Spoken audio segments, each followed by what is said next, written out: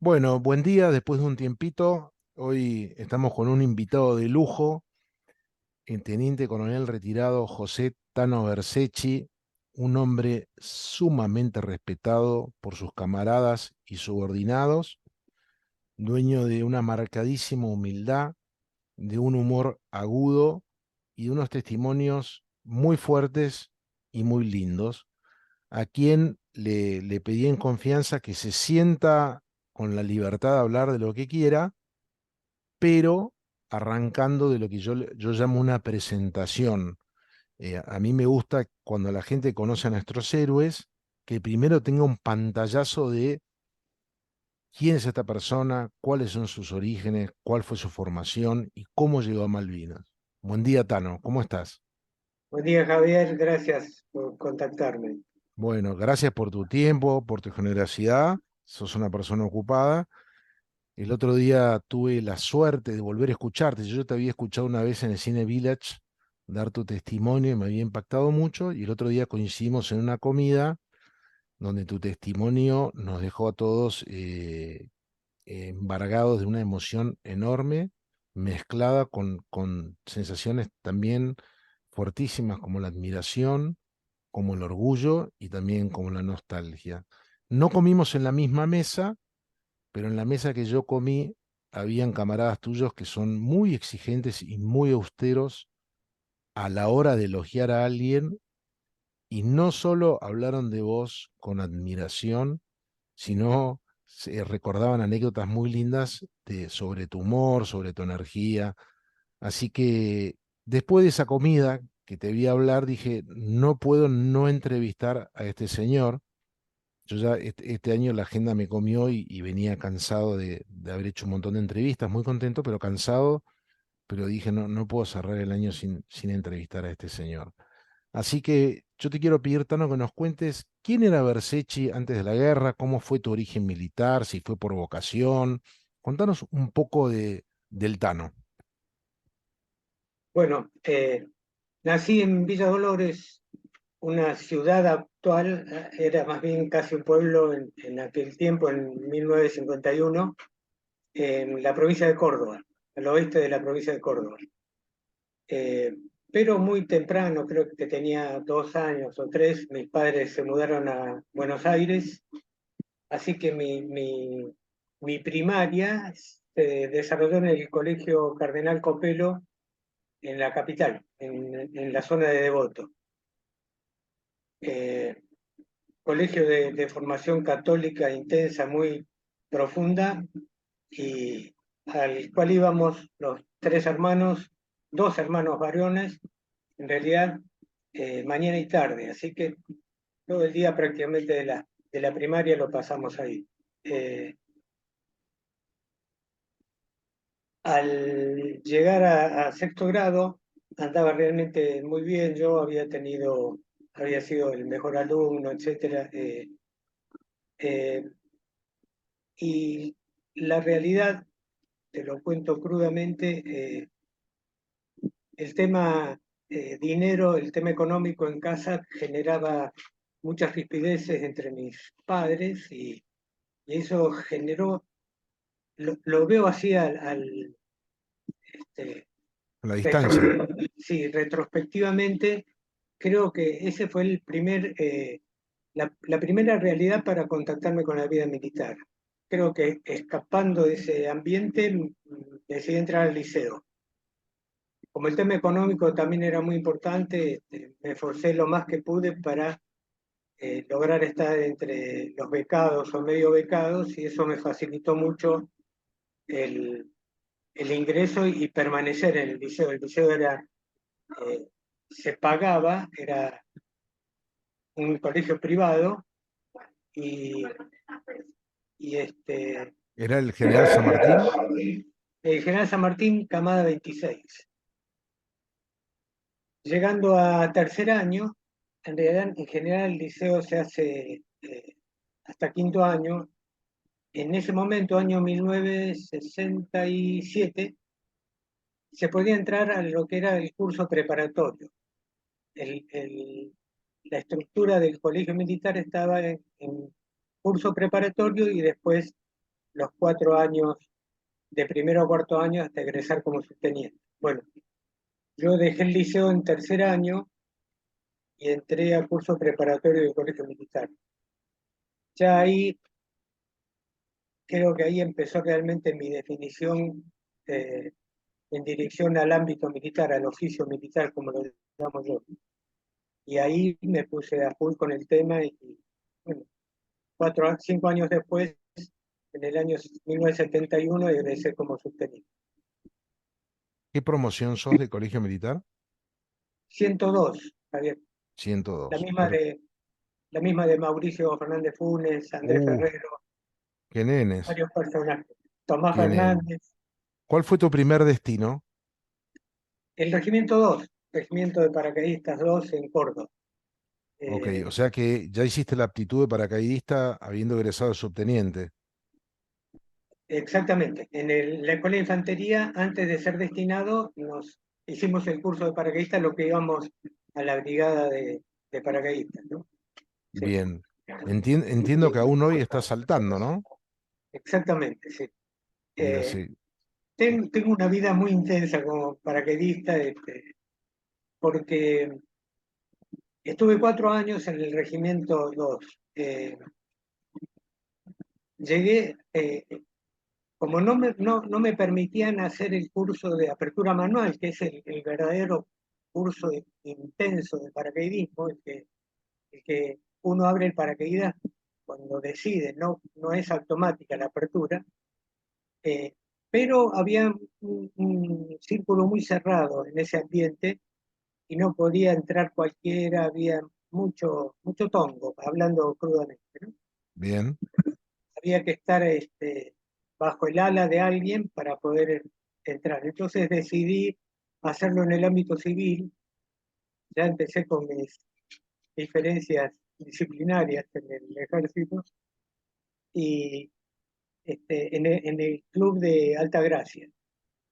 Eh, Ahí me hice paracaidista deportivo, por decirlo de alguna manera, o sea, de apertura manual, y a tal punto que en ese mismo año se desarrolla el primer campeonato de novicios de paracaidismo argentino, una especie de sub-20 de aquella época, o sub-20 y pico, pero para gente, para novatos. Eh, yo iba a intervenir representando a Altagracia contra Ejército, que tenía su propio equipo y upa, qué otros, y problema. otros, y otros equipos más. Pero el presidente del club eh, eran dos mellizos, los hermanos Palacios. Uno de ellos estaba haciendo el servicio militar en el comando de brigada. Y de buena onda, porque no quería que yo tuviera después algún lío, lo fue a ver al comandante de brigada con el que trabajaba todos los días, un general, y le dijo le contó la anécdota. Bueno, finalmente eso llevó a que eh, me permitieran hacer el curso, aunque yo ya hacía apertura manual, en el ámbito militar, y participé como integrante del equipo de novicios de ejército en ese campeonato. Mira, me imagino que te fue muy bien. Iba muy bien, vos sabés que iba primero y, bueno, en uno de los saltos, eran paracaídas redondos, no es lo que es actualmente. En uno de los saltos giré al revés de como tendría que haber girado y caí fuera del círculo. El círculo es un círculo de 10 metros con un plástico de 10 centímetros para pegarle exacto, ¿no? Y terminé, como consecuencia de ese salto, creo que terminé séptimo, si no me equivoco. Pero una linda. Una linda experiencia. Sí, sí, sí, absolutamente. José, ¿cómo en la previa a la guerra, los días previos a la guerra, dónde estabas destinado? ¿Eras soltero? ¿Estabas casado? ¿Cómo te encontraba esa época? El Malvinas me encontró casado, con 2 hijos. Después tuve otros dos post Malvinas. Los dos más grandes, Juan Pablo y María Gracia. Los más chicos, Ignacio y María Luz. eh, Casado y con 2 hijos. Estaba en la Policía Militar de Córdoba. un, un chino, como se dice Qué, actualmente, qué destino raro para un comando, ¿no? comando, paracaidista, montañés, había adquirido la aptitud de montaña también estando destinado en Las Lajas. De Las Lajas, eh, era un destino que permitía elegir destinos por haber estado en ese ámbito. eh, Pedí Córdoba o Buenos Aires. Me tocó Córdoba, pero dentro de Córdoba uno no puede elegir el destino cuando pide el cambio de guarnición. Eh, pero era lógico que habiendo estado además del equipo de novicios de paracaidismo, estuve también en el equipo principal de ejército compitiendo en un interfuerzas, que también me fue muy bien, eh, en el año 75. Bueno, pero cuando volví a Córdoba, que había dos unidades de infantería y otra unidad más, la de apoyo de equipos aéreos, a la cual podría haber ido destinado también, terminé en la Policía Militar. Cosas de la organización de personal del Ejército Argentino. Eh, Así todo, tuve el privilegio y la suerte de encontrarme de nuevo con el Turco Esbert, que fue, yo fui el segundo jefe de esa compañía y él fue el encargado de compañía. Tales las características del turco eh, como líder, que había 5 suboficiales más antiguos que él era sargento primero, había sargentos ayudantes y suboficiales mayores por encima de él, y sin embargo aceptaron que el turco fuera el encargado de compañía. Era un cargo que le correspondía naturalmente a los otros, y a tal punto que le decían, los más antiguos le decían mi sargento primero. Ese era el turco Esbert, una tira de capitán. En ese momento no le hubiera quedado grande. En tipo de mucha personalidad, ¿no? Personalidad, buen humor, eximio dibujante, un humor, bueno, yo tengo la herencia, ya te lo voy a contar más adelante, pero tengo la herencia cerca que tiene las mismas características que el turco. Guardemos esa sorpresa para el final. Te sorprende la guerra, empieza el 2 de abril. ¿Dónde estabas? ¿Te imaginabas que te iban a convocar? ¿Querías hacer algo para ello? Estaba en la policía militar, ¿no? Muy molesto, realmente me había alterado, llevaba 11 años preparándome para esta situación. La realidad es que los comandos éramos eh, apodados los locos de la guerra, estuviésemos donde estuviésemos, porque siempre la intención nuestra era entrenarnos como si al día siguiente estuviéramos por ser empleados, ¿no? Así que con el turco habíamos mantenido a los soldados de la policía militar con un nivel tal que hacíamos tiro nocturno con munición de guerra sobre blancos electrónicos que habíamos inventado nosotros a escondidas del jefe de la unidad. Todo hecho con el método de circunstancias. Yo tenía un soldado entre la policía militar brillante electrónico y transformamos los blancos de madera en blancos electrónicos colocándoles una chapita de latas de paté que por las características de la lata se movían con el impacto y cerraban un circuito. El circuito estaba conectado con cables a 100 metros de distancia donde estábamos controlando el tiro, y nosotros con un intercomunicador que estaba fuera de servicio, que habían tirado en el comando del tercer cuerpo, apretábamos las teclas del intercomunicador y se prendía una lucecita en el blanco. Entonces ahí tenían que disparar, y si impactaba con la munición de guerra y el blanco se movía, las dos chapas hacían contacto y se prendía como que había pegado en el blanco. Qué Bueno, creatividad el argentino, ¿no? sí, sí. Un todo hecho en el campo, todos Claro. estábamos en el campo, así que hasta el enchufe lo habíamos hecho, mirá el detalle, rompiendo una lamparita enroscada en el portalámparas arriba en la carpa, y los cables para poder soldar y demás los enganchábamos en los filamentos de la lamparita, porque no teníamos enchufe. Entonces, volviendo un poco al eje, vos y Esbert estaban enojados porque sentían que estaban desaprovechados, atento a sus Esbert, no, aptitudes. eso fue el año anterior. Ah, Esbert a fin de año se va de la Policía Militar al Estado Mayor, y yo quedé en la Policía Militar. Para el 82 ya Esbert estaba en el Estado Mayor, él se había ido en diciembre del 81 y yo quedé en la Policía Militar. Sin el apoyo, sin la muleta del turco, ¿no? Se produce el 2 de abril y unos días después, cuando veía que no había ningún intento de movilización ni nada, empecé a generar algunos problemas disciplinarios, ¿no? Me presenté al jefe de la compañía, un mayor, yo era capitán, le dije que quería hablar con el comandante del cuerpo, que si no era empleado me iba a ir de baja en cuanto terminara el conflicto. Hablé con el comandante del cuerpo, un general Guañabens, me tranquilizó, porque realmente estaba alterado, me dijo que iba a ver qué podía hacer y mientras tanto me hizo dictar un curso de corresponsales de guerra. Les tiré, salvo con Gomera, les tiré con todos los periodistas, muy, muy contentos. No fue ninguno, pero se sentían eh, ya preparados para el combate.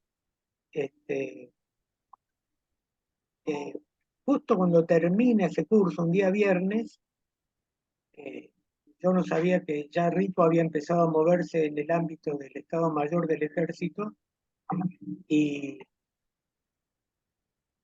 fíjate el detalle, habíamos pergeñado con Tomás Fernández que si no nos movilizaban, nos íbamos a escapar de Córdoba, íbamos a hacer es un delito militar que es abandono de destino, nos íbamos a ir a Comodoro Rivadavia, íbamos a tratar de volarnos en algún avión para llegar a las islas, total después una vez que estuviéramos en las islas no nos iban a mandar de vuelta, eso suponíamos, ¿no?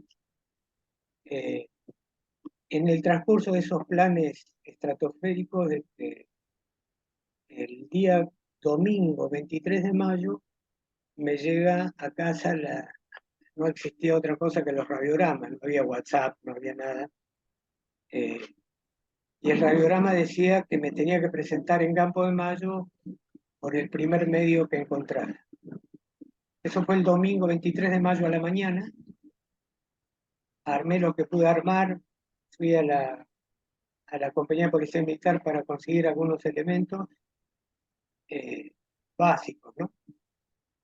Y me presenté en aerolíneas y ya, esto era el 23 de mayo, ya estaban los ingleses, habían desembarcado en las islas.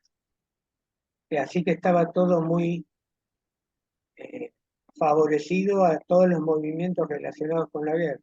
Eh, con Tomás Fernández llegamos a aerolíneas, no nos hicieron ningún problema y esa noche estábamos en Buenos Aires. mirá. ¿Y Tomás también logra cruzar? Tomás, sí, sí, Andrés Ferrero, Tomás Fernández y yo éramos los tres jefes de sección de la compañía de Comando 602. Perfecto. Bueno, y llegas, entonces de ahí te vas, encarás para Campo de Mayo. En Campo de Mayo, por algo que leí, entiendo que aprovecharon el momento para equiparse al máximo en cuanto a vestuario y armamento. Contame un poco Exactamente, de sí. eso, qué armamento te tocó, qué elegiste. Eh, Antes de eso, bueno, desde el punto de vista personal, yo dejé a mi mujer y a mis dos hijos ahí. Eh, Mis suegros viajaron de urgencia para ir a buscarlos y llevarlos a Buenos Aires, porque no sabía, la realidad es que no sabíamos si íbamos a volver a vernos, así ¿Tu que mujer sabía que iba a Malvinas? sí, sí, sí, porque esto estaba En el radiograma decía específicamente eso, sí, sí, sí. Y a pesar de ser mujer de militar, ¿la sentiste preparada para esa despedida?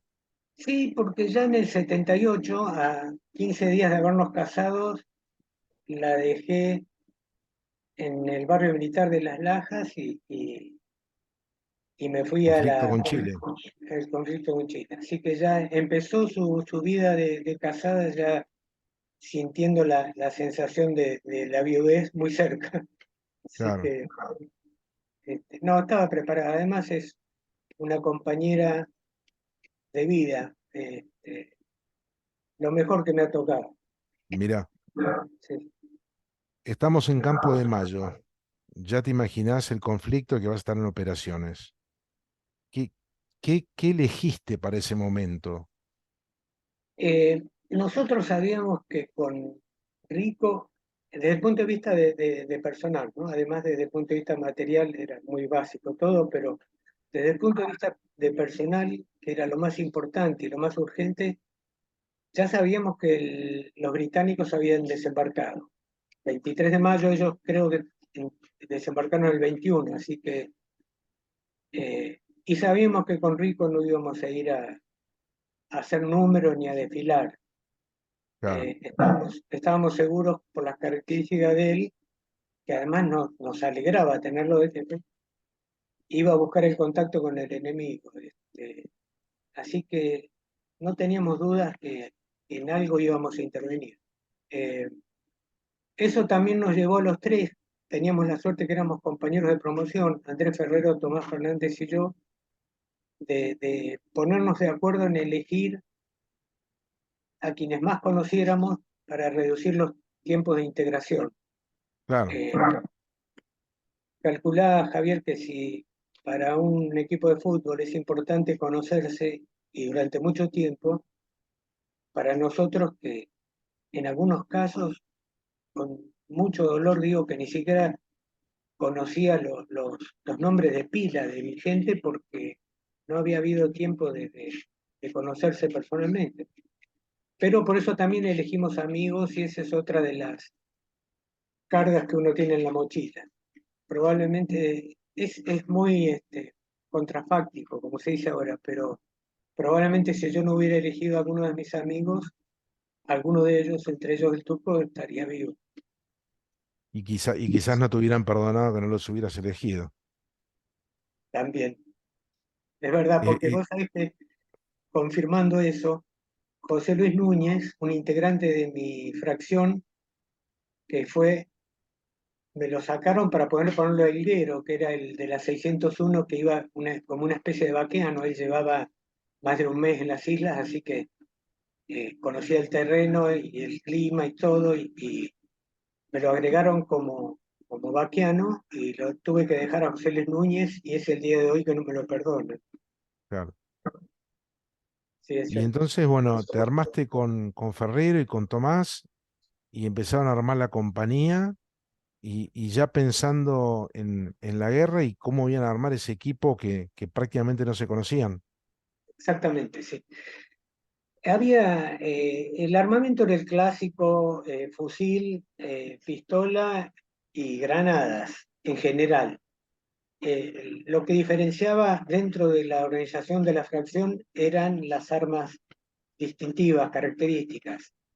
La ametralladora MAG y un fusil de tirador especial con mira telescópica. El de tirador especial lo pidió específicamente el teniente Espinosa, Ernesto Espinosa, que era un eximio tirador con las mismas características así del turco, un espíritu, un buen humor, una sonrisa siempre en su cara y, y una de las frases que lo identificaba era contá conmigo. Era Mirá, su típica frase, ¿no? En todos los sentidos y en cada oportunidad que cabía, la empleaba. Y ese era su espíritu, esa era su característica. Eh, la MAC la tomó el turco Esbert de ingeniero, no era infante, pero justamente por ser ingenieros y por ser el arma, la MAC pesada, considerándola como en función del FAL, la quiso tomar él. Su auxiliar, fíjate las características de los comandos, su auxiliar, siendo él un suboficial, el que le llevaba los balijines con la munición era un oficial, el teniente Martínez. Después la otra arma especial que llevamos fue una instalaza, lo llevaba el sargento Dante Castillo, y nos habían incluido un blowpipe, un misil tierra-aire, que la realidad es que ninguno lo había podido manejar en forma práctica, porque eran muy caros, pero como Sergio Fernández de la 601 había bajado un Harrier con un blowpipe, parecía que el blowpipe más los comandos eran un signo de asegurarse la caída de una aeronave. La realidad es que el único que había manejado un simulador era Luis Brun, y me agregaron dos suboficiales de caballería que también habían hecho el curso, pero no habían tirado nunca. Los blowpipe eran misiles hilo guiados, había que tener muy fino el movimiento de los dedos con el joystick para poder llevarlo contra el blanco. Eh, Dijiste recién una cosa que me llamó la atención, que para los que escuchan está bueno explicar. Por una cuestión de jerarquías, están los oficiales y los oficiales y unos se subordinan hacia el otro. Y vos mencionaste el episodio del apuntador de Mac, que tenía más grado militar que el asistidor que el apuntador. Eso ocurre también en el encuentro entre fracciones cuando Visoso Pose asiste al perro Cisneros, que era su oficial, con una Mac también, ¿correcto? sí, exactamente. ¿Al perro también lo conocías, al perro Cisneros? Sí, sí, sí, habíamos estado destinados juntos en el Regimiento 2. ¿Qué recordás Eh, de Cisneros? lo que se dice es poco. Eh, nunca mejor puesto el apodo de perro, pero también un gran camarada. Teníamos muy buenos suboficiales en el Regimiento 2, y en el año 75, por suerte, eh, fuimos varios al hacer el curso de comandos, y ahí conformamos una linda actividad conjunta con los suboficiales, ¿no? Mirá qué Yo bien. recién lo vi de nuevo después en el 82, cuando cruzamos juntos a las islas. Lo vi 24 horas nada más, porque ya vamos a ir viendo la cronología. No tuve mucho tiempo en la ciudad, en Puerto ¿Querés que Argentino. vamos un poco en el tiempo a tu llegada a Malvinas y puesta en operaciones? Cuando quieras. Contanos cómo fue eso. Llegaste a Malvinas, te dieron tiempo a Bueno, aclimatarte. como les comenté la otra noche, hay que tener conciencia clara de la cronología para entender y valorar las características de los hombres. Domingo 23 de mayo estábamos viendo la guerra por televisión. El martes terminábamos de acomodarnos y de recibir a la gente. El miércoles ya hicimos el primer intento de cruce, desde Palomar hacia Río Gallegos, hacia Comodoro Rivadavia, para desde Comodoro Rivadavia cruzar a las islas, en el mismo día. Eh, intentamos el cruce y tuvimos que pegar la vuelta por una alerta roja cuando habíamos hecho unos kilómetros. Eh, eso fue el miércoles. El jueves, cuando volvimos, en lugar de volver a Comodoro, volvimos a Río Gallegos. El miércoles, estoy hablando, el jueves, intentamos fue el segundo intento de cruce, y ahí sí pudimos llegar a las islas. Eh, el Hércules empezó a perder líquido hidráulico en la mitad del camino. Los pilotos iban a pegar la vuelta y a pedido de Rico y con la ayuda de Mauricio Fernández Funes, que por el tamaño entraba bien en el hueco que se hacía para poder cargar líquido hidráulico, le pasábamos latas de líquido y él iba cargando y de esa manera pudimos llegar a las islas. Una de las anécdotas graciosas de ese momento fue eh, un exabrupto de Rico diciéndole a los pilotos: hijo de puta, esto es un avión, no una lancha, por Ujú. lo bajo que iba y porque había olas altas que rozaban la parte baja del avión. Claro, Una para explicar a maravilla. la gente, ustedes se veían forzados a ir casi a nivel del mar para evadir las ondas de los radares que los podían detectar, pues ya no teníamos el dominio aéreo, ¿no? Exactamente. Sí. Bueno, y llegaste Sí, a Malvinas. no sé si alguna vez lo tuvimos tampoco la superioridad aérea, ¿no? Pero ya en ese momento seguro no. Sí. Llegamos a las islas casi de noche, eh, muy al atardecer. Nos sorprendió eh, sombras que se movían alrededor de la pista, que era la gente que ya siempre que llegaba un Hércules trataba de, uso un término que es duro pero que es real, de rapiñar lo que se pudiera de lo que llegara, por las necesidades de munición y de alimentos que había. Así que bueno, ese fue el primer impacto visual de la situación. Nos juntamos enseguida con la 601 que estaba en el gimnasio en el centro de la ciudad y, y ahí empezamos a intercambiar datos, información con ellos, saludarnos y esa misma noche empezamos a sentir el rigor de la guerra por el bombardeo naval nocturno, que vos sentías que impactaban los proyectiles, se producía la explosión y a pesar de estar en la ciudad, sentías que el piso se movía. Por supuesto que para nosotros recién llegados fue un sobresalto y la gente de la 601 que ya estaba acostumbrada nos dijeron que no había peligro, así que bueno, intentamos seguir durmiendo. Eso fue el jueves 27.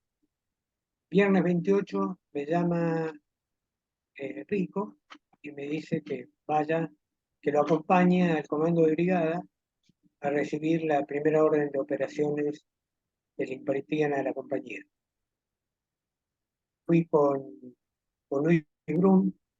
Luis Brum recién llegaba de la Antártida, así que lo había Estaba puesto como una curtido. especie, sí, como una especie de oficial de inteligencia, y con Horacio Losito, que era el segundo jefe de la patrulla, la sección. Eh,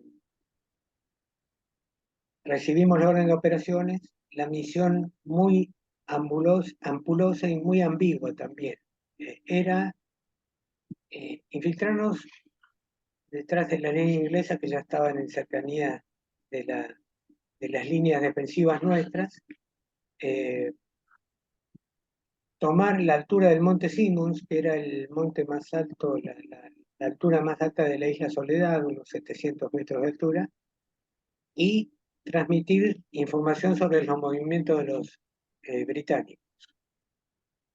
Todo lo que pudiésemos ver, transmitirlo a la ciudad, y si era posible, que nos permitía la situación, eh, voltear algún helicóptero o Harrier que anduviera por ahí dando vueltas. Para eso nos dieron el blowpipe, un arma de unos 30 y pico de kilos, imposible de llevar a la altura del monte, así que decidí dejarla al pie, ¿no? Eh, bueno, y recibí la misión para una misión de exploración, que en realidad eso era, eh, con 4 hombres hubiera sido suficiente. La orden fue que fuera con toda la sección a pesar de que Rico le había dicho al comandante de brigada, eso me enteré hace poco tiempo, ¿no? Eh, no deja de ser un halago, le dijo al general Joffre que usted me va a hacer perder la mejor fracción que tengo en la compañía, como Nada menos. sí, futurología. Eh, bueno, recibimos la misión, empezamos a planificar. El empezamos es un exceso de mi parte porque la fuerza, el peso de todo ese trabajo estuvo en hombros de Horacio Losito, que está, a pesar de ser subalterno mío, estaba mucho mejor preparado que yo para el planeamiento, por las unidades en las que había estado, y Luis Brun, que colaboró con él hasta las 3 de la mañana en ultimar los detalles, ¿no? Complementar y completar la organización de la fracción, agregar la gente que nos habían agregado y prepararnos con equipo y material para al día siguiente empezar a cumplir con la misión. Eh, Eso terminó a las 3 de la mañana, a las 6 7 con muy poco tiempo de descanso, ya nos preparamos para abordar los helicópteros, para ir hasta el lugar donde estaban los helicópteros, que por falta de combustible recién estuvieron listos a eso de las 9 o 10 de la mañana, así que en lugar de salir con penumbras, que iba a reducir el riesgo de detección, salimos a plena luz del día. También eso provocó que los pilotos fueran prácticamente, en algunos casos, golpeando el suelo con los patines de los Bell por lo bajo que volaban. Pero eso también permitió que no nos detectaran y pudieran dejarnos al pie del Monte Simmons en la media mañana, cerca de mediodía, sin ningún problema, y ellos volvieron a Puerto Argentino. Ya el equipo de ustedes ya estaba conformado, ya se conocían un poco más. Había mucha gente con mucho liderazgo. Me imagino no es fácil conducir tanto cacique. em, Tenían un componente espiritual alto los comandos, ¿no? Tenían una mística muy fuerte, ¿no? Sí, sí, sí, eso todavía era eh, resabios de la época en que se hizo cargo del curso de comandos. En aquel entonces el mayor Seineldin fue mi jefe de curso, y él le agregó, primero lo hizo mucho más largo el curso, nosotros fuimos el primer curso que duró 4 meses, contra 60 días que eran los anteriores, y, y le puso la mística bélico-religiosa, por definirlo de alguna manera, basada en una profunda convicción y, y en la fuerza que daba el rezo diario del Rosario, entre otras cosas. Eh, sí, sí, eso ayudó mucho, permitió, aunque desde el punto de vista militar no es algo muy eh, lógico, el hecho de reunirnos como una especie de base de patrulla al atardecer y rezar el rosario nos, nos llenaba el alma. Y de ahí al físico es un paso, nada más. Claro. Bueno, y ahí empiezan a desplegarse, a desplazarse. Contame cómo era esa realidad, la visibilidad, la temperatura. Contame Eh, por qué fue tan duro eso. ¿Podemos hacer un stop acá, Javier? Sí, claro. Eh, Voy a traer un... Tano, te preguntaba, porque leí bastante de las operaciones de los comandos en Malvinas, que tuvieron un desafío climático muy fuerte, que en especial afectó a las fracciones que estaban todo el día en intemperie. ¿Nos querés contar un poco cómo era eso? Sí, justamente eh, reitero la cronología para que se entienda bien. Recuerden que llevábamos un poco más de 24 horas en las islas. Mi fracción ya estaba en la cumbre del Monte Simmons, eh, sin habernos aclimatado, sin conocer el terreno, y ya estábamos detrás de las líneas inglesas, con todo lo que eso significa, ¿no? Volviendo al tema del liderazgo que también me decías antes, quiero dejar claro esto porque para que se entienda bien la característica de mi gente cuando lleguemos al momento culmine que es el combate. En 3 días no se puede generar un liderazgo, sería una mentira absurda pensar que eran buenos porque yo lo conducía. Eran buenos porque fueron los mejores hombres que yo podía tener en combate. Eh, y eso hizo que prácticamente no hiciera falta impartir órdenes, salvo coordinaciones. Eh, Estábamos en el monte, en la cumbre del monte, empezamos a ver movimientos intensos de helicópteros desde Led hacia, eh, hacia la zona de Puerto Argentino. Tininlet es un lugar al norte de la isla Soledad, constantes movimientos de helicópteros con cargas externas. Estábamos a unos 20 kilómetros, pero se podía ver perfectamente que llevaban cargas externas importantes. Dedujo que eran cajas de munición de artillería y cañones, seguramente. Eso empezamos a transmitirlo. No tenía oficial de comunicaciones, yo tenía el que había tomado el puesto de oficial de comunicaciones era Pepe Gatti, Juan José Gatti, que era oficial de ingenieros. Eh, Fue el que voluntariamente tomó el tema que implicaba también llevar la radio Thompson en la espalda, más la mochila, etcétera, etcétera. Esto pueden parecer detalles menores, pero cada gramo de peso que se agregaba a la mochila, al fusil y al resto del armamento era doloroso porque no estábamos entrenados, cada uno estaba en una unidad de paz en distintos lugares del país, no estábamos aclimatados y no conocíamos el terreno. Y no nos conocíamos íntimamente como deberíamos conocernos porque llevábamos apenas, en algunos casos, 48 horas de vernos por primera vez.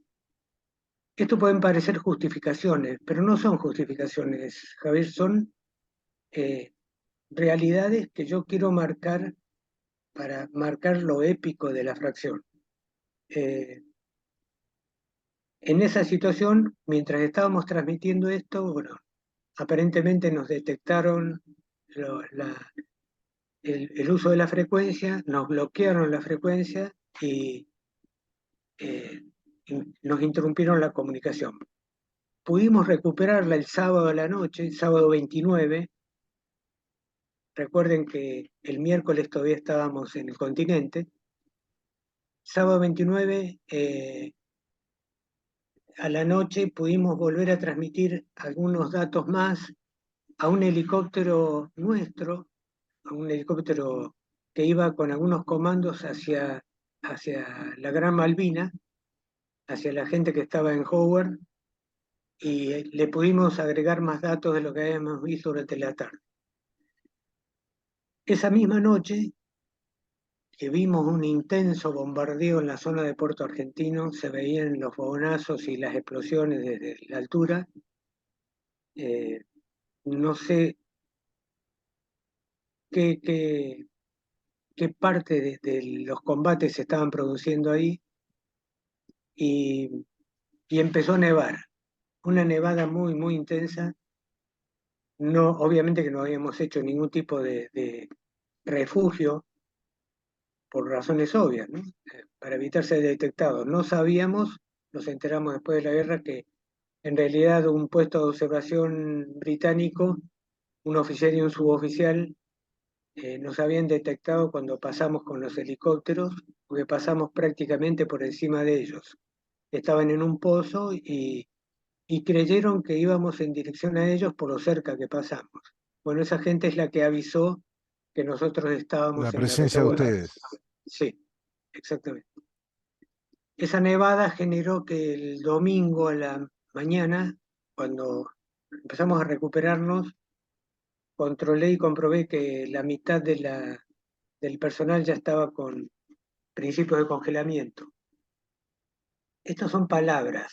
Yo creo que uno de mis hijos, Ignacio, que es el que salta conmigo también, recién cuando sufrimos la nevada, creo que, no sé si la verdad fue el 9 de julio, si no me equivoco, me parece que fue 2007, la nevada acá en Capital y Gran Buenos Aires, que nos fuimos a la noche, acá en casa, al jardín, a sentir la nevada. Me dijo, recién ahora entiendo lo que vivieron ustedes por el frío que estoy sintiendo. Bueno, hay Claro. que vivir para entender lo que significa el frío. Son cosas a las que uno no puede acostumbrarse, como dice Rico, ¿no? Eh, Cosas que hay que superar, pero que se hace difícil naturalizarlas. El Pero miedo, además con un agravante, ¿no? Que la transpiración por la exigencia física hacía que uno además estuviera mojado en su cuerpo y que esa transpiración bajo la capa poncho hiciera una condensación que generaría más frío seguramente. exactamente. El detalle de la capa poncho es muy importante porque las capas nuestras no eran porosas, entonces al ser demasiado eh, plastificadas, al ser un tipo de lona, generaba que se condensara, o sea, la nieve caía por el exterior, pero desde nuestros cuerpos el vapor y la transpiración condensaba, generaba esas gotas y eso provocaba que a su vez estuviera mojada nuestra ropa, ¿no? A pesar de tener la capa poncho, tal cual. Sí. Y entonces ustedes empiezan ahí El domingo, sí, el a seguir la domingo, misión, digamos. consecuencia de esto, y considerando que ya parte de la misión estaba cumplida por la transmisión de los datos que habíamos hecho el día anterior, eh, y charlando con Luis Brun y con Elguero, Carlos Elguero también había sido antártico, me decían que no podíamos, no íbamos a superar una segunda noche en esas condiciones. eh, no quería tener gente fuera de combate por el clima, así que tomé la decisión de iniciar el repliegue a pie sin esperar los helicópteros que tenían que buscarnos al día siguiente, el lunes. Eh, Empezamos el repliegue ese mismo día,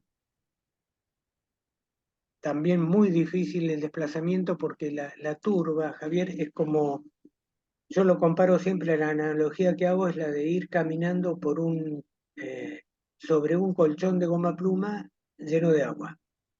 Mm. Pisar, se moja tu calzado, tus medias, todo, y cuando levantás el pie queda todo como si no hubieras pasado por ahí. Se levanta de nuevo el- la turba y bueno, y así es de pesado caminar sobre ese terreno, ¿no? Si a eso le agregas que tuvimos que cruzar un par de veces el arroyo Maló con agua hasta la cintura, cada vez se complicaba más el tema de la exigencia física. En ese trayecto, Elguero me recordó que él había contactado un lugar, un puesto ovejero abandonado que habían utilizado con la compañía de comando 601 y ahí habían dejado munición y víveres para algún eventual eh, pasaje por ese lugar. Le dije que nos desplazaran, que nos indicaran nomás que íbamos a desplazarnos hacia ahí para tratar de pasar la noche del domingo en ese lugar, recuperarnos y continuar el movimiento al día siguiente. No estábamos conscientes aún de la situación en la que estábamos, con el enemigo rodeándonos. eh, la realidad es esa. Así que yo pensé que podíamos hacerlo y continuar. Lo que deberíamos haber hecho era, contra viento y marea, seguir desplazándonos de noche y quedarnos quietos durante el día. No lo pensé en ningún momento, no se me ocurrió y decidí pasar la noche con todo lo que después implicó eso en esa casa, en Tómalo. Llegamos con las últimas horas del día del domingo, se adelantaron Elguero y Brun para ver si la casa, si el lugar estaba vacío. Yo esperé con el resto de la fracción del otro lado del arroyo, y una vez que Luis Brun y Carlos Elguero nos dieron la novedad que estaba todo libre, iniciamos el cruce del arroyo, nuevamente empapados hasta un poco más arriba de la cintura, y, y entramos en la casa. Lo primero que hicimos fue empezar a secar la ropa, tratar de eh, mantenernos secos sin prender fuego.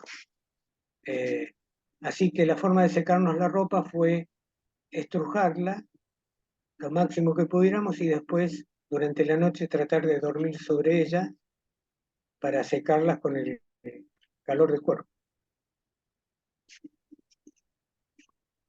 En ese momento, cuando yo siempre noto como que hay un reproche interno en esa toma de decisión, y justamente un comando que había estado, Antártico, que había hecho la campaña de Antártida, advierte, conociendo las consecuencias de la exposición a ese clima, que no pasarían la noche. Entonces, no había un plan B, era dormir o dormir ahí.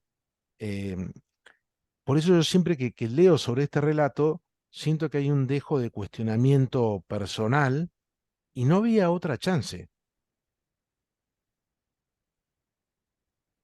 Eh, pero todo eso, sinceramente, me suena a mí particularmente, me genera la sensación de estar justificándome y es lo menos que quiero hacer.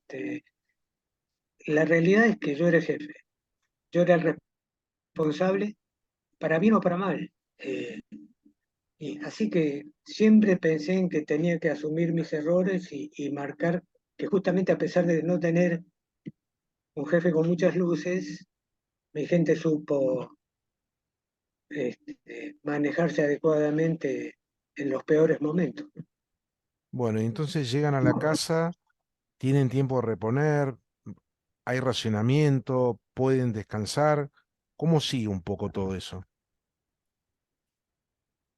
Eh, el detalle del razonamiento cuando en un momento el Lucho Brun con Elguero entraron a la casa, nos cuenta que vieron un paquete de manteca y la comieron en dos bocados por la ansiedad y el hambre que tenían, ¿no? Claro. Aprovechamos también para consumir lo que teníamos en la mochila sin, eh, sin prender fuego. Seguimos insistiendo en la idea de evitar ser detectados por el calor y, y trabajamos sobre la base de recuperarnos físicamente y con la ropa seca para poder continuar lo que veíamos que iba a ser tanto más difícil al día siguiente. Eh, otro de los errores que asumo es que puse muy poca guardia con la idea de recuperarnos todos rápidamente. Puse muy poca guardia y no en el exterior. La guardia era desde las ventanas superiores e inferiores, distintos turnos de no más de 2 hombres por guardia. Eh, yo, me, me, yo elegí el turno de las 3 de la mañana, que es el más molesto porque te corta el sueño, con el turco Esbert, y esa fue la última charla que tuvimos hablando de nuestras familias y de lo que íbamos a hacer cuando volviéramos al continente. Eh, bueno, a la mañana ya habiendo, ya el día estaba full, creo yo que eran las 9, 10 de la mañana. Los ingleses hablan de mediodía, yo creo que fue un poco antes. Eh, estábamos preparándonos para continuar la marcha y eh, armando el equipo y escuchamos ruido de helicóptero. No los veíamos por las ondulaciones del terreno que había, pero sí lo escuchábamos claramente y cerca.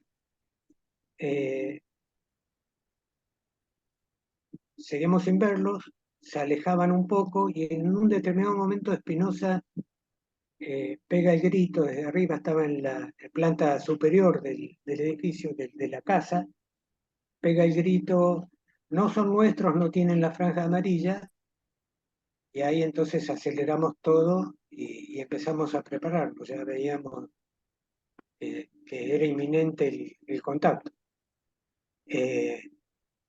Cuando estábamos a punto de salir, se produce la primera explosión, que es casi simultáneamente con la, eh, el disparo, un disparo de fusil de Espinosa en dirección a los ingleses. Y se produce un impacto de un lanzacohetes en el frente de la casa, en la mitad, una explosión enorme, y Espinosa, esto me voy enterando después, no es que lo viví en el momento, Espinosa logra disparar y poner fuera de combate al francotirador de ellos. Eh, Esto lo cuenta un inglés el año pasado en un libro que sacó Rod Boswell, donde varios de los integrantes de la fracción hablan, y uno de ellos cuenta que su francotirador tiró hacia, hacia la ventana superior y cree que el impacto se produjo en el marco de la ventana, porque vio el brillo de la mira de Espinosa. Y Espinosa en ese momento dispara y el tiro le pega en el pecho al francotirador. Suponemos que Espinosa también había visto el brillo o el fogonazo del tiro, y cuenta el suboficial inglés que cuenta esta anécdota, dice que lo último que vio de su camarada es las piernas hacia arriba cuando caía de espaldas por el impacto del tiro de Espinosa. Eh,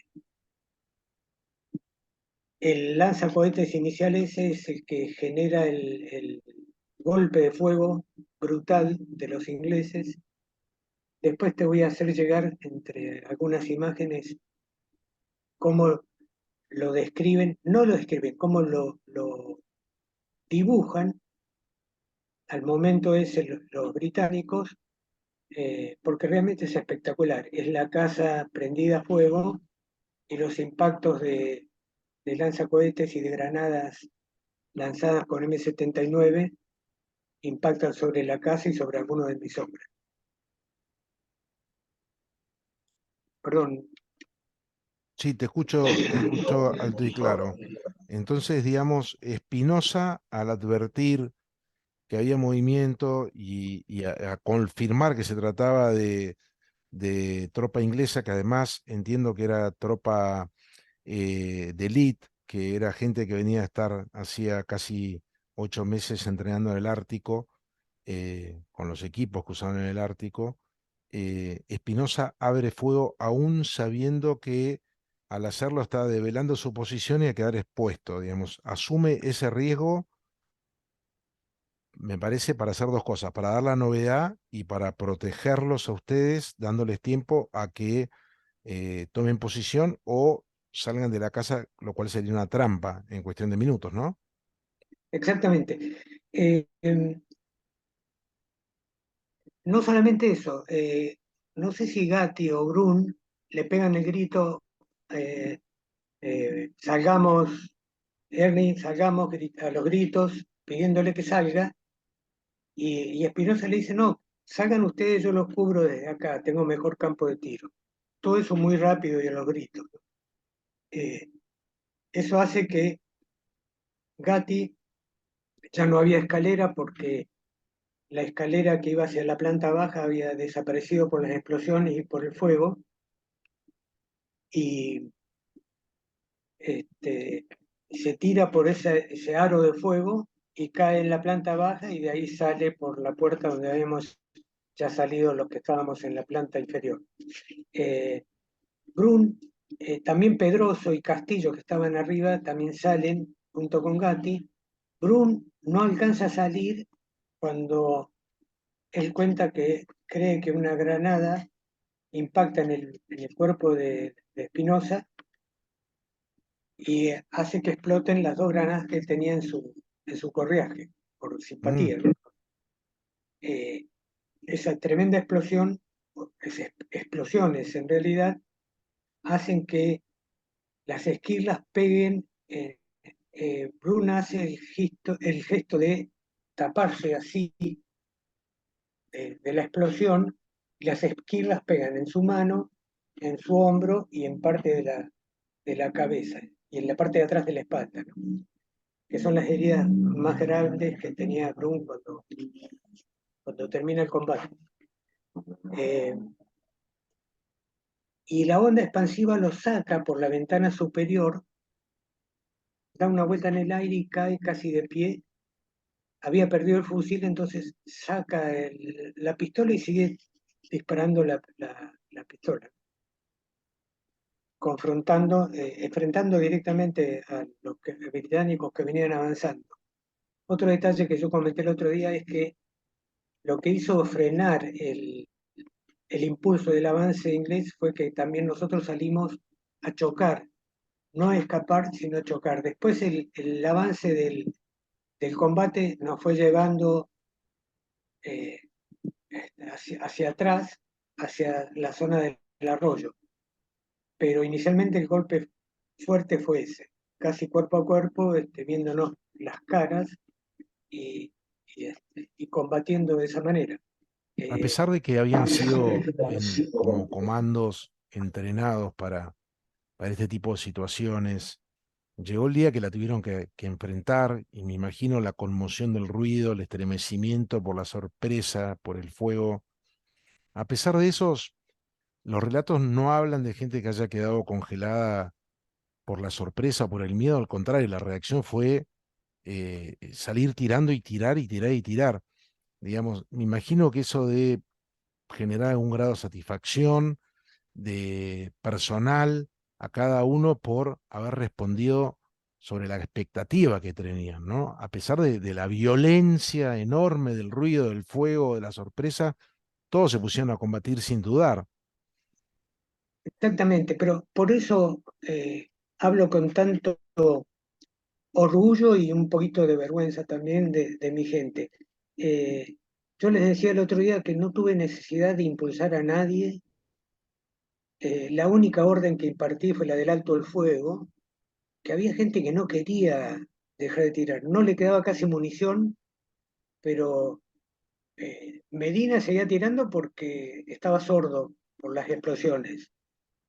El misil que explota delante de Bert y que lo mata, también cayó cerca de Medina, del sargento Primo Medina, y es el que lo ensordece y es el que hace que no escuche la voz de alto el fuego y siga tirando. Eh, Castillo gritaba, no, sigan tirando, sigan tirando. Eh, y era la gran duda mía, seguir perdiendo gente. Sinceramente, Javier, creo que yo tenía la ilusión de que me pegara algún impacto y no tener que impartir la orden.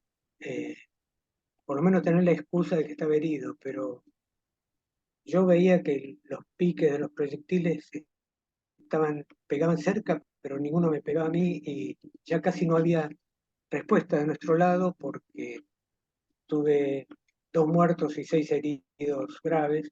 eh, Así que ordené el alto del fuego. El peor Y recordemos que momento, eran 12 contra 19, ¿es correcto? 23 en realidad. Sí. 12 contra Del lado 23. inglés, sí. Bien, y en el momento que que con- bajo el ruido uno imparte órdenes. ¿La gente llega a acatar la orden, llega a escuchar esto o en la confusión es difícil coordinar un cese no, de fuego? lo escuchan los más cercanos y lo van transmitiendo. Eh, no, es imposible llegar de una punta a la otra de cómo estaba desplegada la fracción, ¿no? Eh, pero además ya el ruido había disminuido por la falta de munición y de respuesta del lado nuestro, y de los heridos y de la gente que ya no podía combatir. Eh, Calcula que 8 menos generaba una disminución notable del volumen de fuego de nuestro lado.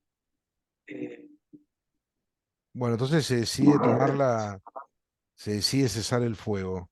Y cómo fue eso? bueno, yo creo que esto lo habla también muy bien del enemigo. Termina el combate y para esta gente se terminó el problema.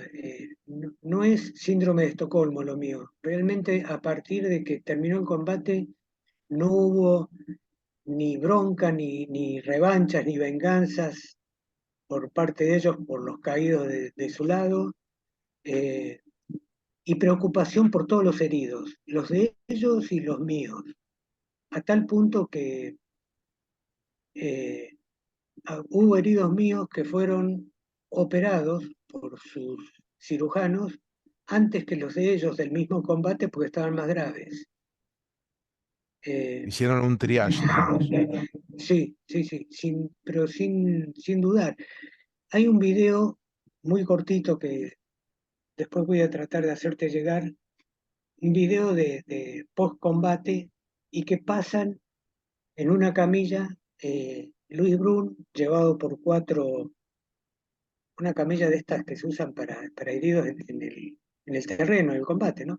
Llevados por 4 eh, británicos y otra camilla con Horacio Losito también por 4 británicos y otra camilla que pasa muy cerca de la filmación, por eso lo puedo identificar claramente, con el cuerpo de Sbert, llevado con muchísimo respeto por otros 4 soldados, o sea que había 12 soldados de ellos dedicados al desplazamiento de mis heridos y de mis muertos.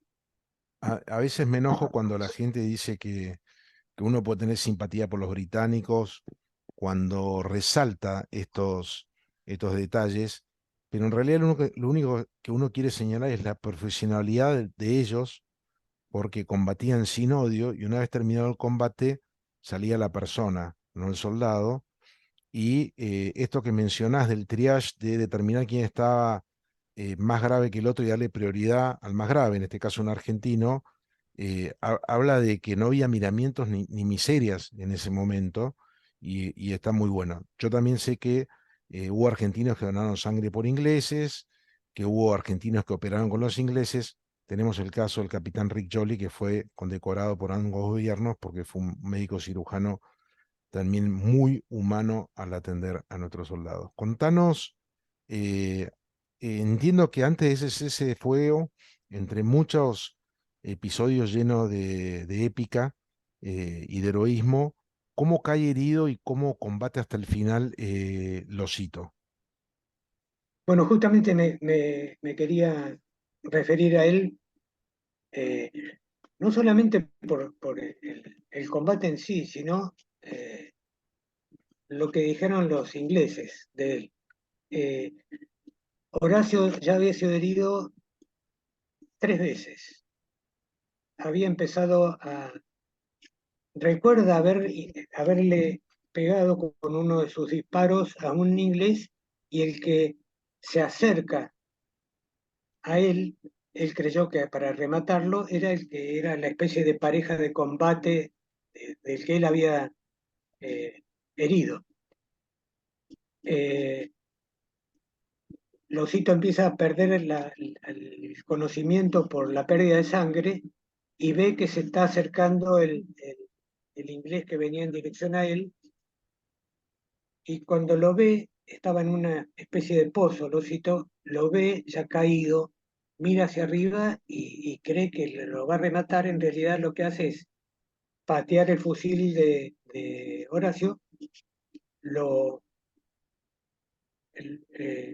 correrlo para que no quede al alcance de él, se acerca, le coloca su inyección de morfina, el inglés a Horacio, y le coloca un paquete de curaciones para reducir la hemorragia.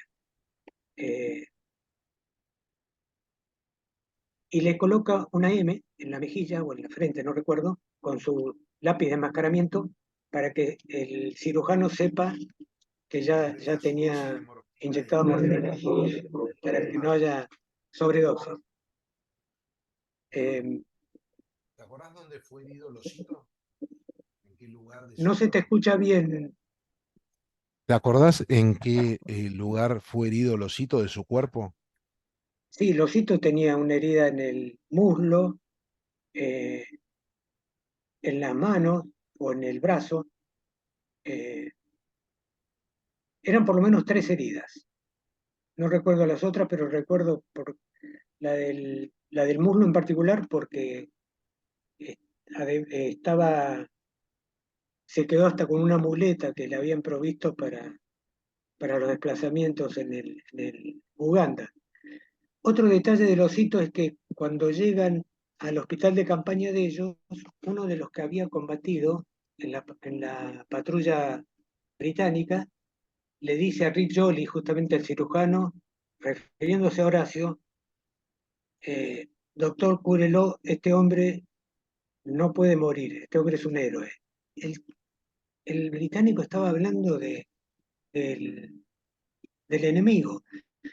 Estos tipos son, creo que mientras más resistencia le ofreces, más respeto generás. Claro. Justamente eso hace que yo diga, con mucha tristeza también a veces, añoro los tiempos de la guerra, Javier. Me he sentido mejor, no sé si mejor tratado, pero más respetado por el enemigo que por mi propia gente, no tengo dudas. Bueno, Eh, esto que vos señalás, donde lamentablemente estoy de acuerdo con vos, no es el primer episodio. Recordemos cuando el capitán Roderick Bell le pide al general Parada que condecore al subteniente en comisión Pelufo, gravísimamente herido, señalándole que Pelufo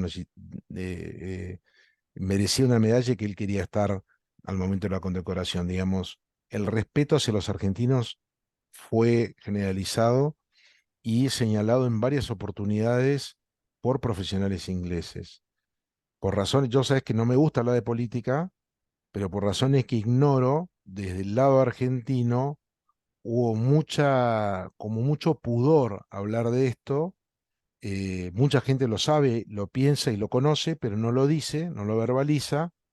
Nuestros libros de texto cuentan de los griegos y los romanos, las guerras púnicas, todo tipo de guerra, pero no habla de Malvinas. Digamos, hubo algún plan pergeniado para sacar de la historia, por lo menos por un tiempo, esto. Yo creo que ya habiendo pasado tantos años y con las redes que conspiran a favor, porque son gratis y porque son masivas, ya es imposible de esconder, disimular o querer apartar de la historia la bravura de los argentinos, porque hoy hablan de Losito, hablan de Sver, de Brun, de tantos soldados, y ya la gente sabe a qué se están refiriendo. Y yo escuché mil veces hablar del Tano Versechi hasta que un día tuve la suerte de conocerte, y ahora te va a conocer un montón de gente más. Contame ya, quizás es la parte más dura. Perdón, Sí, Javier, pero lo mismo, la realidad es que los ingleses hablaban así de Horacio y Horacio lleva 18 años sí, preso. sí, Eh, lo sé, y hubo una carta de un inglés pidiendo por losito a Cristina Kirchner, pero no me quiero meter en eso. no, no, no, Eh, no, no. eh, Es simplemente para justificar por qué sí, digo que añoro los tiempos de la guerra. sí, claro. Yo le he escuchado inclusive a Valeria Losito, creo que es la hija de él, hablar de su padre, el mismo día que te conocí a vos en el Cine Village, que fue muy emocionante. Contame cómo fue tu posguerra, cómo te trató, cómo llevaste tus heridas, sentiste contención, qué rol jugó tu familia, tu fe. Contame un poco de eso. No, contención del ámbito militar, no. Éramos, no solamente para los civiles, en el ámbito militar éramos mala palabra porque éramos los derrotados.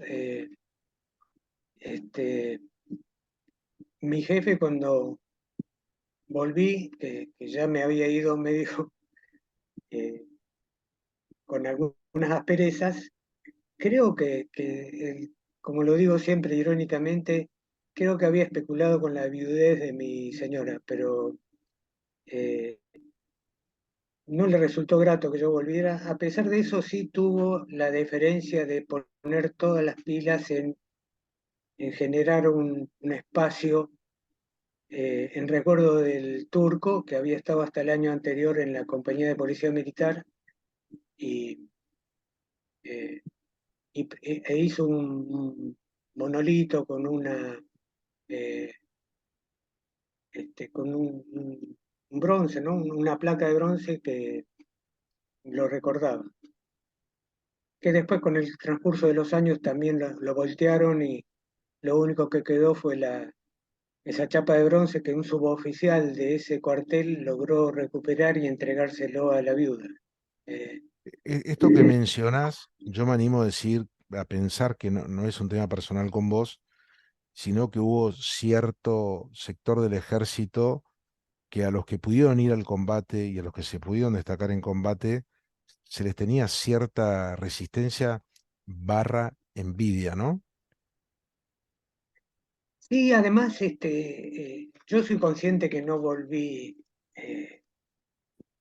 Siempre comento también que a partir de la guerra, todo lo que era superficial me generaba mucha molestia, mucha bronca. Los desfiles, las cuestiones formales, la superioridad. Entonces, siempre era un elemento cuestionador. A tal punto, esto me olvidé contarlo el otro día, la otra noche en la cena, esa crisis con los mandos. En mí personalmente tuvo dos momentos cúlmines. Una que me negué a jurar la Constitución. Había algunos que me decían, pero formá y no grites si juro. Y yo decía, no, eso no es no jurarla, eso es ser cómplice. Yo quiero marcar claramente que no la voy a jurar y doy mis razones. La realidad es que para mí la Constitución es tan importante como el sistema métrico decimal.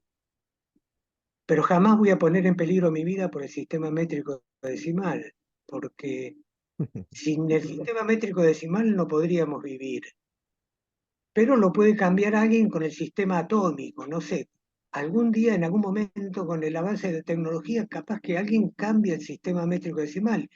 Y yo terminé perdiendo la vida por algo que cambió con el transcurso del tiempo. Entonces, la Constitución, ¿qué tenía que hacer? En el 94 matar a los constituyentes, porque cambiaron la Constitución. Sí, Eh, una locura.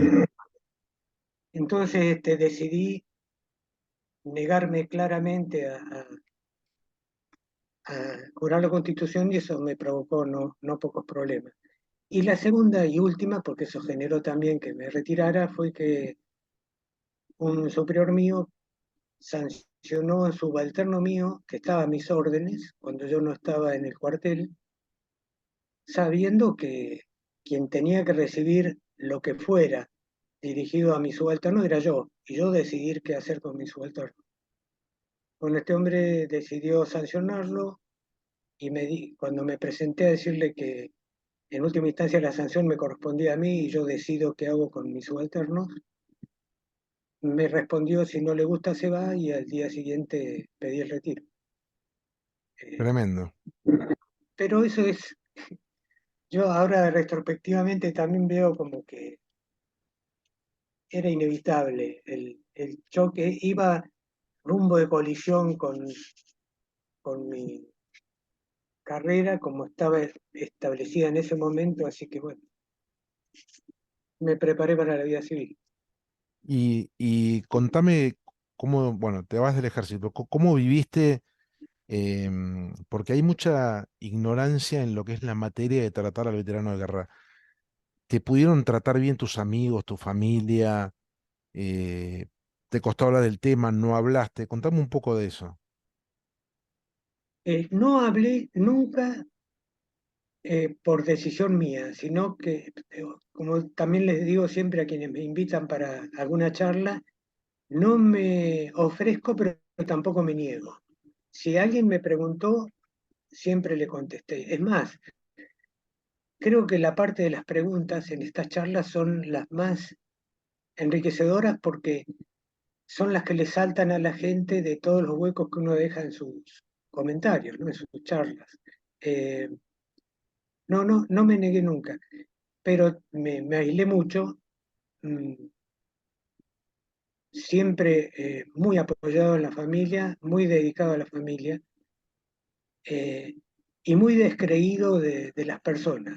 Eh, con toda justicia, el ñato rico me ha puesto en los últimos tiempos, te hablo de los últimos 4 o 5 años, en las reuniones, me ha puesto el apodo de nihilista extremo.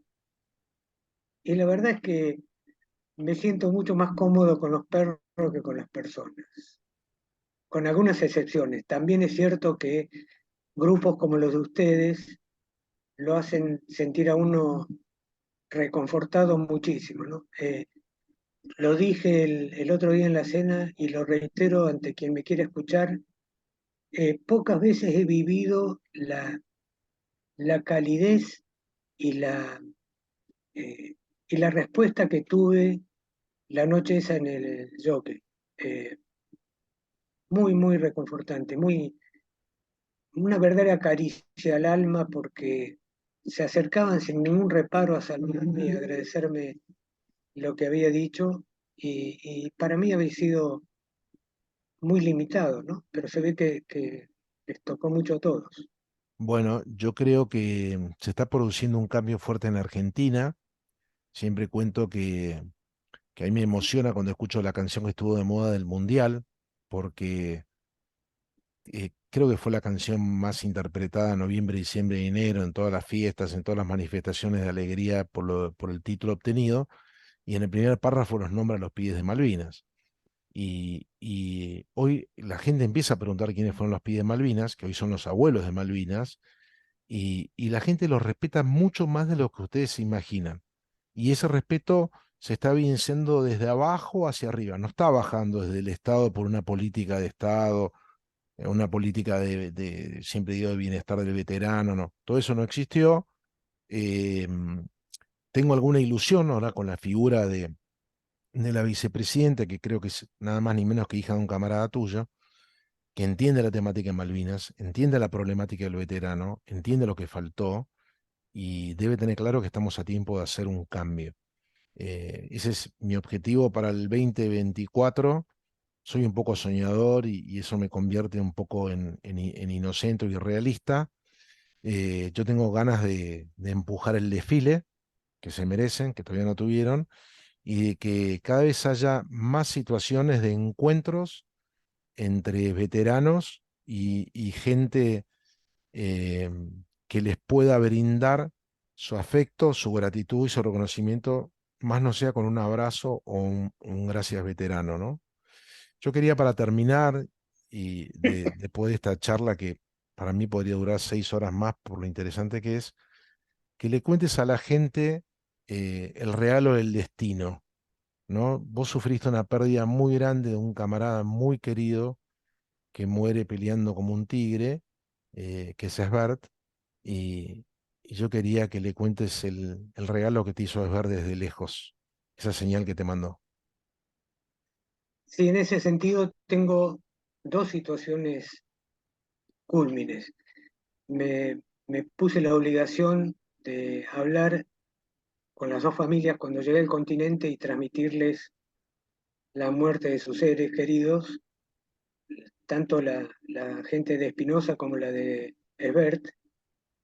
Y, en el caso de Herbert, que hablé con la viuda en ese momento y le ayudé a hacer algunos trámites, ella era docente, siempre recibí de ambas, ¿no? Pero en el caso de Sbert, eh, siempre recibí eh, un apoyo irrestricto, a tal punto que ella me dijo, los dos sabían a qué se arriesgaban, podría haber sido cualquiera de los dos. Y un tiempo, esto fue cuando les, les dije personalmente que sus seres habían quedado allá. Eh, Unos años después, varios años después, se aparece acá en mi casa, me golpean la puerta y cuando abro, una bestia grandota, me sacaba una cabeza fácilmente, que se me presenta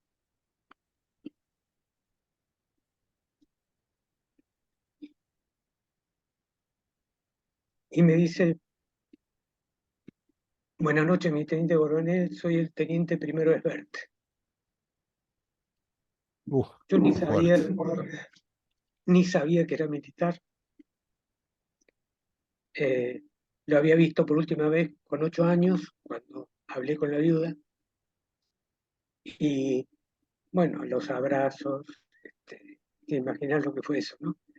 Estaba haciendo un curso acá en Campo de Mayo y eh, de demoliciones, él es ingeniero como el padre, y fue a verlo a Losito, que era subdirector de la escuela de suboficiales, sabiendo que había vivido lo que había vivido con el padre, y le pidió mis datos para poder contactarme.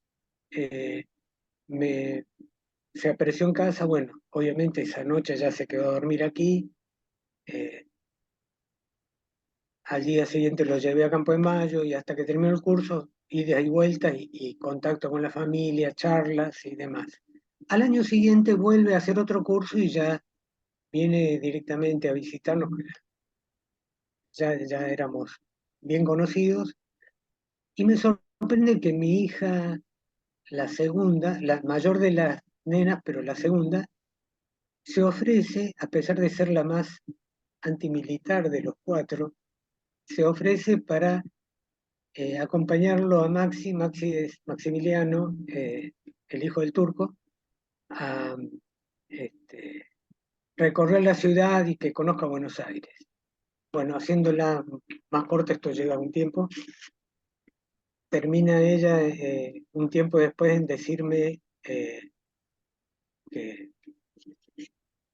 había conocido a una persona muy especial y bueno, me dijo que estaba enamorada del hijo del turco y que tenían pensado vivir juntos y eventualmente casarse. Así que finalmente la vida me dio eh, esa segunda oportunidad en este sentido, que el hijo de uno de mis muertos sea ahora mi yerno. Y con un detalle, el año pasado para el Día del Padre, que lo saludé, mi primera nieta es de ese matrimonio, me dijo, feliz día, vos para mí sos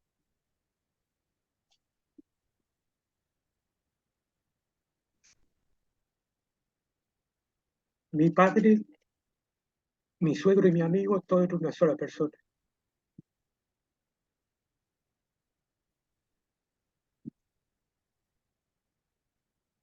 Difícil no emocionarse, Tano, con lo que contás. Es lindo, es una emoción linda. A veces hay emociones que son feas, porque de alguna manera me parece que esa emoción es sanadora, eh, porque ese camarada caído que vos tanto admiraste te envió a su hijo en comisión, te dio un nieto y te dio un amigo, ¿no? Entonces, yo quería dejar esto para el final porque se hace muy difícil hablar después de este testimonio, no solo para vos, también para mí, pero es tan lindo que es un cierre muy lindo de esta charla, contar lo que para mí entiendo, dentro de mis limitaciones, que es un final muy feliz. No lo conozco a tu yerno, sí conozco a tu consuegro por tus relatos. Me imagino lo orgulloso que debe estar su yerno de su papá y también de su suegro, de su amigo, de su padre en comisión. Y te pido que le extiendas un abrazo doble a él, primero por lo que fue su padre y segundo, por lo que me estás contando recién, que me parece lindísimo, emocionante y genera un orgullo tremendo. Eh, Turco, ¿qué mensaje querés dejar para cerrar esta charla? Turco, Lo te que digo Tano, siempre, perdóname, me confundo. Estaba pensando tanto en tu consuegro que me confundí. eh, lo que digo siempre, según el público, ¿no? En el ámbito militar digo, si no eligieron el oficio pensando en la violencia y en el punto culmine que es quitar una vida o perder la propia, que son dos cosas que no tienen retorno, si no han pensado en eso, elijan otra profesión. Si esto está dirigido al público militar. Y si no son militares los que vean o escuchen, eh, denle, denle importancia a cada día de su vida. Eh, Cada día es irrepetible. Yo lo hago esto, pero no desde la guerra, sino desde antes. A cada día le doy un valor superlativo porque estoy seguro que ese día no se va a repetir. Y la vida es la sucesión de esos días. Eh, por eso hay que vivirlos con intensidad. Pero intensidad significa, no sé, pintar una pared, lavar algo, algo que sea distinto y que le dé una característica distinta, una connotación distinta a ese día, con intensidad, con pasión, con fuerza, y no se van a arrepentir después de haber vivido durante mucho tiempo. Yo tengo 72 años, el año que viene voy a cumplir 73. Y por ejemplo, el paracaidismo lo sigo viviendo como si tuviera 30. Eh, y lo siento así porque lo vivo con pasión. Y eso lo quiero traspolar a todas las acciones, a todas las actitudes de mi vida. Y eso me hace sentir que no he perdido tiempo. Simplemente eso. Eso es vivir. Excelente, Tano. Vos sabés que siempre quise saltar y no me animo, soy muy pesado y tengo las rodillas muy lastimadas, varias cirugías por el rugby, pero cada vez que hablo con un paracaidista, me genera una envidia enorme de esa sensación que tienen cuando saltan al vacío y esos minutos que dura ese paisaje y cómo uno va mirando en suspensión, ¿no? Hasta que toca la tierra. Y creo que deben haber pocas actividades más lindas que esas, así que te envidio mucho eso. Y te agradezco este paralelismo que me das y este mensaje doble, ¿no? Tanto para el militar como para el civil, a lo que es difícil comprender lo que es la administración de la violencia en una actividad como es la militar. Te agradezco muchísimo tu tiempo, tu franqueza. A mí me encanta la gente que habla con sinceridad, no midiendo resultados sobre el oyente. Y creo que está muy bueno esto y a mí me va a gustar que la gente te escuche y que conozca a otro de sus héroes y que conozca sus vivencias, lo que te pasó a vos, cómo analizás lo que te tocó vivir. Creo que sos un poco duro a veces, debe ser fruto de que sos muy autoexigente, pero esta charla que tuvimos recién queda y la gente lo va a ir escuchando ahora, en el futuro, el año que viene, un día lo va a escuchar. Y ya no importa si vos y yo no estamos, tu testimonio queda y eso es lo que yo quería preservar.